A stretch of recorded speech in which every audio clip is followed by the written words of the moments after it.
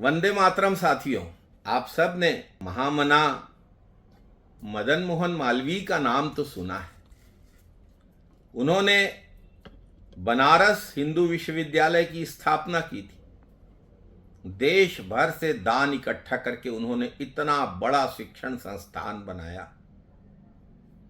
ऐसे महान नेता को हम सब आज स्मरण कर रहे हैं और उनके जीवन से जुड़ी एक छोटी सी बात। ये एक समाचार है। ये समाचार आज से 87 साल पहले दैनिक हिंदुस्तान में प्रकाशित हुआ था। इस समाचार की कटिंग हाथ मुझे लगी तो मुझे ऐसा लगा कि आप सबके साथ इसको साझा करना चाहिए। महामना मदन मोहन मालवीय ने कहा, उनसे मिलने के लिए एक नेता आया था। उस नेता ने कहा कि आपको कांग्रेस छोड़कर हिंदुओं के संगठन में जुड़ जाना चाहिए। आप हिंदुओं के नाम से इतना बड़ा विश्वविद्यालय बना रहे हैं, आपको तो कांग्रेस जैसी पार्टी में नहीं होना चाहिए। उस समय की परिस्थितियां ऐसी थी कि अंग्रेज फूट डालो राज करो की नीति के तहत हिंदुओं को और मुसलमानों को दोनों को अलग अलग दलों के द्वारा, हिंदू महासभा के द्वारा और मुस्लिम लीग के द्वारा कांग्रेस से अलग करने में लगे हुए थे। तो वो नेता आया, उसने महामना मालवीय से कहा। 1 घंटा महामना मालवीय ने उसकी बात को सुना। उसने कहा कि कांग्रेस का साथ देने से हिंदू हितों की रक्षा नहीं हो सकेगी और महामना से कहा कि आप कांग्रेस छोड़ दीजिए। महामना ने जो कहा वो ऐतिहासिक बात है। महामना ने कहा, मैं कांग्रेस का कैसे विरोध कर सकता हूं? वो तो मेरी मां है जिसके पीछे मैं बच्चे की तरह दौड़ता हूं। महामना मदन मोहन मालवीय ने उसको आगे बताया कि अंग्रेज सरकार ने, ब्रिटिश हुकूमत ने इसके पहले कभी कांग्रेस के लिए इतना सख्त रुख अख्तियार नहीं किया जितना वो आज कर रही है, और ऐसे समय मैं कांग्रेस कैसे छोड़ सकता हूं? कांग्रेस हमारी स्वतंत्र होने की इच्छा की प्रतिनिधि है। भारत की स्वतंत्रता की इच्छा की प्रतिनिधि कांग्रेस है। कांग्रेस के विरोध करने का दूसरा मतलब यह है कि हम अपनी स्वतंत्र होने की इच्छा का विरोध कर रहे हैं और उसको आघात पहुंचा रहे हैं। इसलिए हर भारतवासी का कर्तव्य है कि वो कांग्रेस का साथ दे। यह कहा था महामना मदन मोहन मालवीय ने। दरअसल हिंदू हितों की रक्षा के नाम पर देश हितों को नुकसान पहुंचाने वालों की कुचाल को महामना मदन मोहन मालवीय बखूबी समझते थे। आज महामना मदन मोहन मालवीय जैसे और नेताओं की जरूरत है। अगर आज मदन मोहन मालवीय जीवित होते तो वो बीजेपी और आरएसएस से पूरी ताकत से, पूरी शिद्दत से लड़ रहे होते। महामना मदन मोहन मालवीय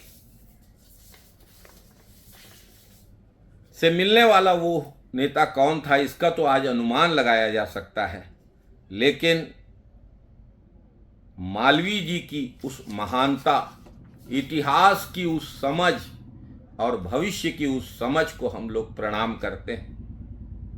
जैसे हिंदुओं को भड़काया गया वैसे ही मुसलमानों को भड़काया गया। हिंदू मुस्लिम सांप्रदायिक दंगे अंग्रेजों ने फूट डालो राज करो की नीति के तहत चले और धर्म के नाम पर आजादी की लड़ाई को नुकसान पहुंचाने में लगे हुए लोग ही तो अंग्रेजों के पैरोकार थे, अंग्रेजों के मददगार थे। 1857 को भारत की आजादी की पहली लड़ाई लड़ी गई।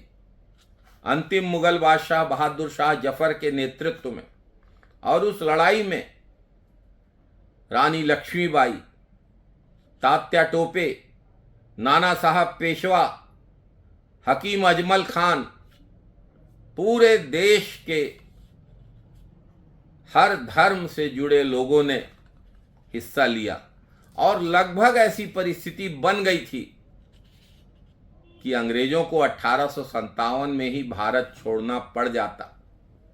1857 में ही हमारा देश आज़ाद हो गया होता, लेकिन अंग्रेजों ने उसी समय समझ लिया अगर भारत में अंग्रेजों को राज करना है तो उनको फूट डालो राज करो की नीति पर चलना होगा। और अंग्रेजों ने उसके बाद 1900 में जैसे ही 20वीं शती की शुरुआत हुई, अंग्रेजों ने इस नीति पर अमल करना चालू कर दिया। पहले भी करते रहे, लड़ाते रहे भारतीयों को एक दूसरे के खिलाफ, धर्म के नाम पर, जाति के नाम पर। लेकिन जब कांग्रेस के नेतृत्व में 1885 में कांग्रेस के गठन के बाद देश की आज़ादी की लड़ाई धीरे धीरे मजबूत होने लगी, तेज होने लगी, तब अंग्रेजों ने अपनी इन कोशिशों को और बढ़ावा दिया। पंडित जवाहरलाल नेहरू ने रावी के तट पे लाहौर अधिवेशन में जब पूर्ण स्वतंत्रता के लक्ष्य की घोषणा की तो अंग्रेजों ने फूट डालो राज करो की नीति के दोनों हिमायतियों, कुछ लोग जो हिंदू हित के नाम पे और कुछ लोग जो मुसलमान हित के नाम पे अंग्रेजों की मदद करते थे, उनको और प्रोत्साहन देना चालू किया। साथियों, महामना मदन मोहन मालवीय के द्वारा वो कही गई बात तब भी प्रासंगिक थी, आज भी प्रासंगिक है। ये समाचार जो 31 अक्टूबर 1936 को हिंदुस्तान दैनिक में प्रकाशित हुआ था, वो बहुत सारी कहानियां कहता है। हमारी युवा पीढ़ी को, हमारे नौजवान साथियों को अपने इतिहास को समझना जरूरी है। जो अपने इतिहास को भूल जाता है उसका भविष्य अंधकारमय हो जाता है। इसलिए आज मैंने आपसे महामना मदन मोहन मालवीय की और उनके द्वारा कही गई इस बात की, हिंदुस्तान की इस खबर के माध्यम से चर्चा की। आप सबसे चर्चा करके बहुत अच्छा लगा। वंदे मातरम, जय हिंद।